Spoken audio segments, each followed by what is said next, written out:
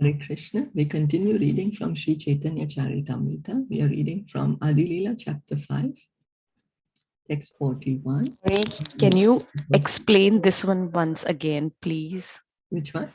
The quadruple. Yes. Yes. Just in a very simple term, if you could just explain this one. Thank you. Yes, thank you.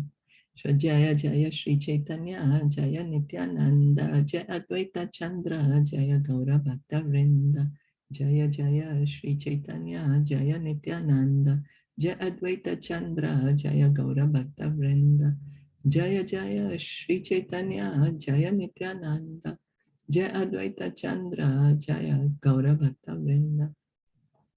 So we have been hearing this text that Vasudev, Sankarshan, Pradyumna, and Anirudh constitute the second quadruple. They are purely transcendental. So Sri Krishna Bhagwan is there, Swayam Bhagwan Sri Krishna. His first expansion is Balaramji, Balaram, Lord Balaram, Baladev. From Balaramji comes the first Chaturvyuha expansions. Chaturvyuha, quadruple, four. Their names are Vasudev, Sankarshan, Pradyumna, and Anirudh. They are the first expansions. From this first set of expansions, there is the second set of expansions called Vasudev, Sankarshan, Pradyumna, and Anirudh. That's why it said second quadruple. So first quadruple is also Vasudev, Sankarshan, Pradyumna, and Anirudh. And second quadruple is also Vasudev, Sankarshan, Pradyumna, and Anirudh. So it's like from one candle, you keep on lighting so many candles, and the light is the same of the candles, but the original light is Krishna. Yeah, and these are all transcendental,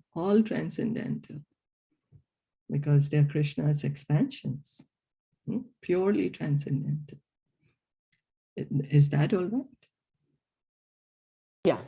Yeah, the Chaturvyuha, the quadruple expansion. So four times, until four times they come, right? Second, two times. They expand. Two times. Okay, twice. There is the first quadruple. The first time they expand as Vasudev, Sankarshan, Pradyumna, and Anirudh. And then again, the second time, Vasudev, Sankarshan, Pradyumna, and Anirudh. From the first one, they also expand as other one. Okay. First four, and then again another. Four. Okay. The same. Yes, okay, same. So twice. Twice. They expand twice. It's called second quadruple. Okay, perfect. Thank you. Yeah. So the quadruple forms have a spiritual existence. Did we say that? Okay. The quadruple forms have a spiritual existence that can be realized in Vasudev Sattva, Shuddha Sattva, or unqualified goodness, which accompanies complete absorption in the understanding of Vasudev. So how can we realize these forms? Right now, we are not in Vasudev Sattva. We are not on the Shuddha Sattva platform. We are not completely purified, pure goodness. We are not there. We don't have the pure goodness. We are still in this material world under the modes of material nature, goodness, passion, and ignorance. Although the goodness is there, but sometimes it changes to passion and ignorance. So what does Shuddha Sattva mean? Vasudev Sattva. Vasudev Sattva means there's no tinge of materialism there. There's nothing material there. It's pure spiritual consciousness. And we can realize the Chaturvyuha when we get that consciousness. Because something spiritual cannot be experienced by something material. It's not possible. So the quadruple forms who are full in the six opulences of the Supreme Personality of Godhead are the enjoyers of the internal potency. Thinking the absolute personality of Godhead to be poverty-stricken or to have no potency, or in other words, to be impotent, is simply rascaldom. So the Supreme Lord, he is the Supreme Lord. Everything belongs to him. He has so many potencies. He's omnipotent. All the potencies belong to him. All the energies belong to him. He can do anything he likes. Now, by saying that, no, God cannot do anything he likes, he does not have any energy, he does not have any power, It is just our mental speculation. It's not a fact. Then how is he God? God means someone who's the most powerful. If I say God has no energy, that means I am superior than God because I do have some energy. I do have some creative power. I am doing certain things. So then God has to have all what I have and more than that. And that's why he's God, right? So these four quadruple expansions, they also have all these potencies of the Supreme Lord. They have it. One who cannot understand the distinctions between the spiritual world and the material world has no qualification to examine or know the situation of the transcendental quadruple forms. So we have to first try to understand that there is a difference between the spiritual world and the material world. There is a difference, and we cannot try to understand the material world with our material mind, with our material senses, because we are defective. We just heard we have the four defects, always in illusion. We are in illusion. We have imperfect senses. We commit mistakes and we cheat. So with these defects, we are unable to approach something spiritual. How do we know about the spiritual then? We hear from the authorities, from the proper authority who is speaking in the disciplic succession, in the parampara system. Then we can understand, when we can realize the transcendental quadruple form. So in his commentary on Vedanta Sutra 2:42 to 45, His Holiness Srimad Shankaracharya has made a futile attempt to nullify the existence of these quadruple forms in the spiritual world.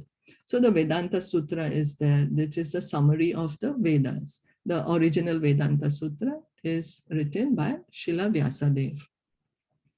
And then over the time, various personalities have given their commentaries on the Vedanta Sutra.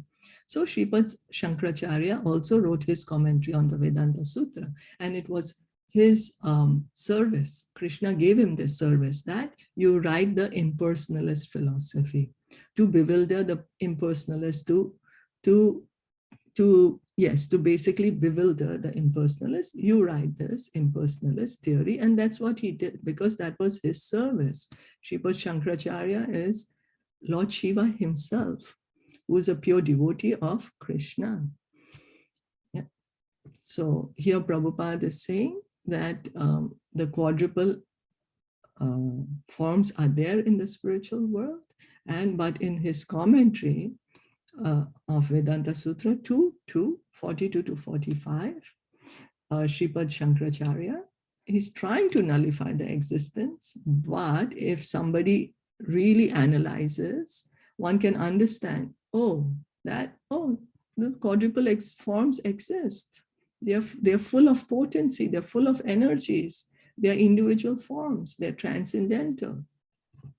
Shankaracharya says, Sutra 42, that devotees think the Supreme Personality of Godhead, Vasudeva, Sri Krishna, to be one, to be free from material qualities, and to have a transcendental body full of bliss and eternal existence.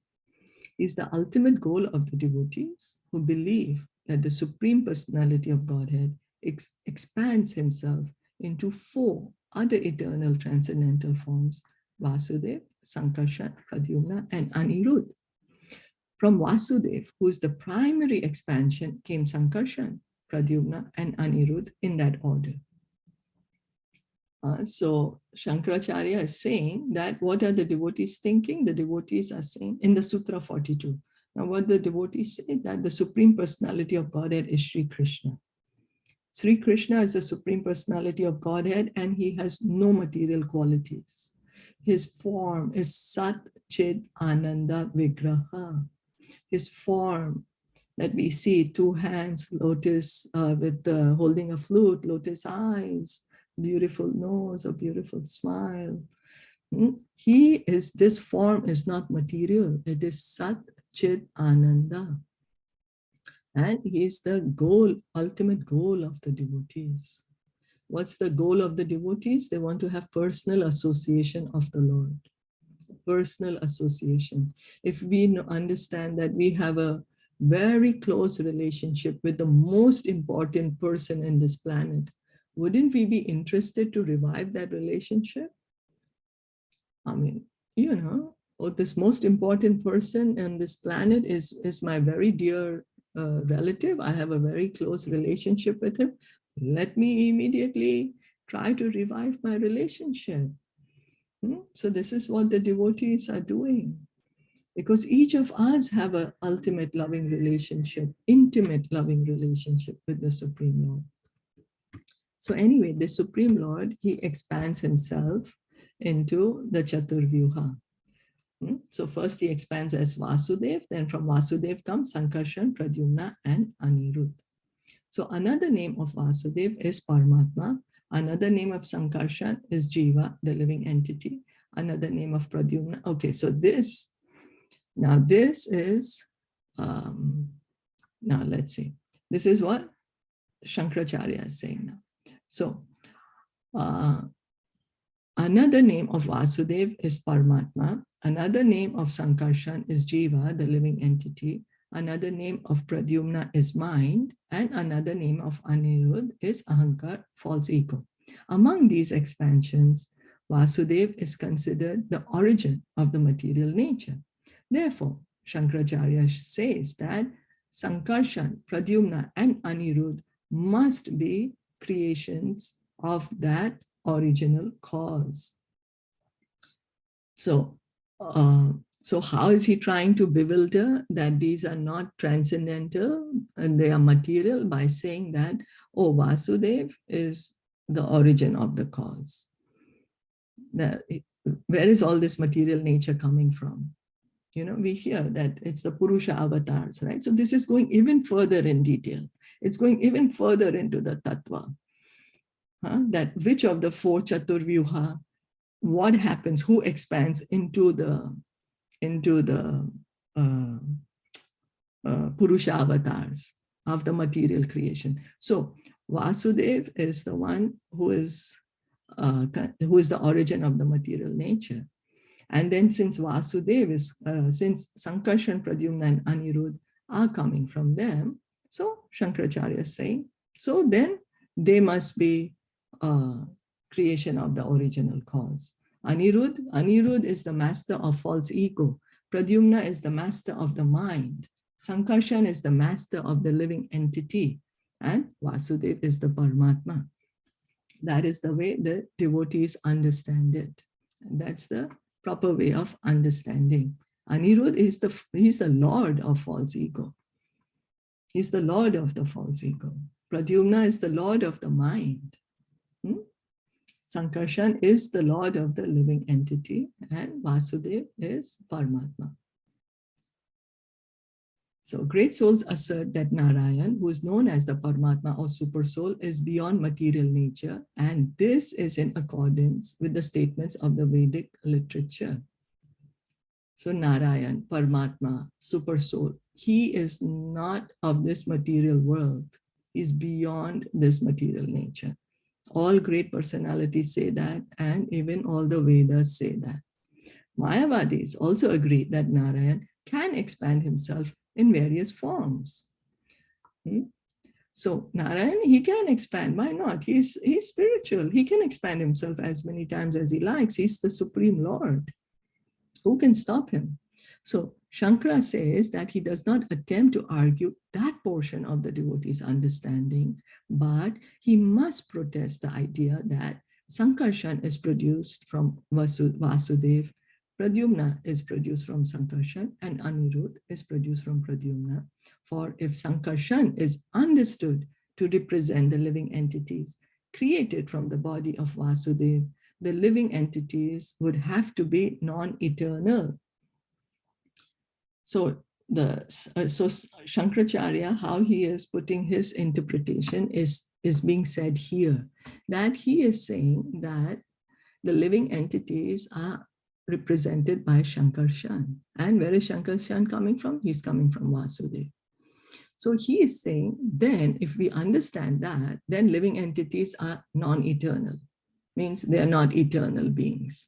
The living entities are supposed to be free from material contamination by engaging in prolonged temple worship of the Supreme Personality of Godhead, reading Vedic literature, and performing yoga and pious activities to attain the Supreme Lord.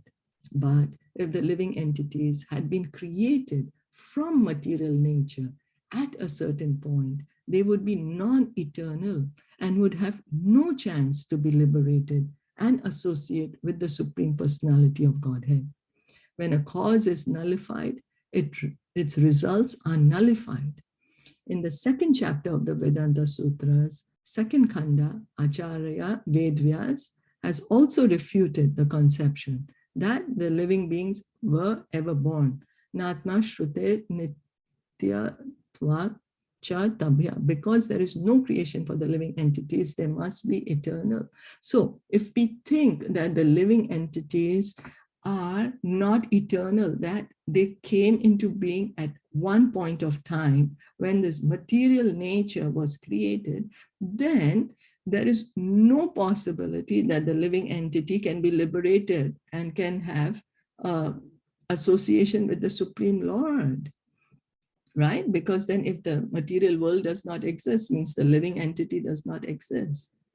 So it is illogical to think that the living entities are not eternal. Living entities are eternal. We are individual. It's not that at any point of time we were created. We have always been individual.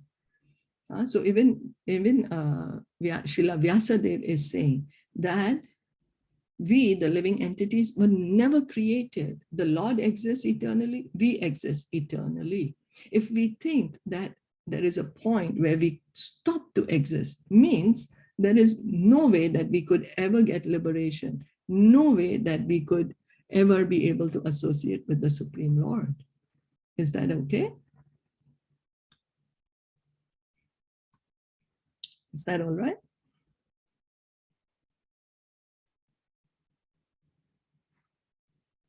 Read before that they are the where is it? Pradyumna is the mind and Sankarsana is the jiva, controller of the jiva. So that is from the Shankaracharya's point of view, right? No. But no, that's the pure devotees. Yes, that that's the pure Lord. He's the Lord of the mind. Yeah. Right, that is the mind, is the Lord of false ego. Yes, that is the Vyasadeva. That's the pure devotee. Yes, that's not the impersonalist view. Yes. Right. Yes. That is the correct understanding. That they are the Lord of this. They are the Lord. Sankarshan is the Lord of the living entities. Pradyumna is the Lord of the mind. And Anirudh is the Lord of false ego. They are not material. They are not material. They are not material. They are transcendental. So then Shankaracharya is trying to say that they are material. Yes, they are saying, he's saying that they are material. And then how can the jiva be eternal? Yes. Spiritual. Okay. Yes. Okay. So he is saying that Sankarshan, he is the Lord of the living entities. And then, so the living entities are not eternal. The living entities are also not eternal. And the Chaturvyuha, they also don't exist. They are not eternal.